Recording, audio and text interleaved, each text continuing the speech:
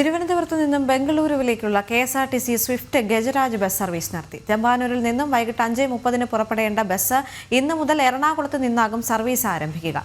കണിയാപുരത്ത് നിന്നും നാഗർകോവിൽ വഴി ബംഗളൂരുവിലേക്കുള്ള സർവീസ് തുടരും. കഴിഞ്ഞ 3 വർഷം തലസ്ഥാനത്ത് തല ഉയർത്തിപ്പിടിച്ച് ഗജവീരന്മാരായി നിന്ന ഗജരാജ് ബസ്സുകൾ ഇനിയില്ല. തിരുവനന്തപുരത്ത് നിന്നും പുറപ്പെടേണ്ട ഈ 2 ബസ്സുകളും ഇനി മുതൽ എറണാകുളത്ത് നിന്നാകും പുറപ്പെടുക. സ്വിഫ്റ്റ് ആരംഭിച്ചതു മുതൽ KS001, KS003 എന്നീ 2 ഗജരാജ് ബസ്സുകളും കേരളത്തിന്റെ അഭിമാന സർവീസുകളായി തുടരുകയായിരുന്നു.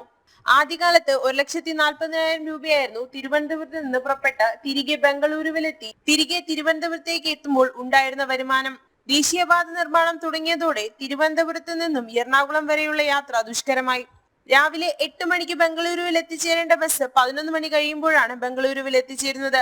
അതിനാൽ തിരുവനന്തപുരത്ത് നിന്ന് ആളുകൾ കയറുന്നത് കുറഞ്ഞു.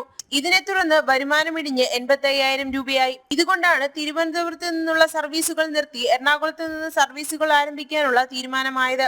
കണിയാപുരം ഡിപ്പോയിൽ നിന്ന് നാഗർകോവിൽ വഴി പോകുന്ന ഗജരാജ് ബസ്സുകൾ തുടർന്നും സർവീസിലുണ്ടാകും. ഇതിന്റെ വരുമാനം ഇതുവഴി വർദ്ധിപ്പിക്കാനാകുമെന്നാണ് മാനേജ്മെന്റ് അറിയിച്ചത്.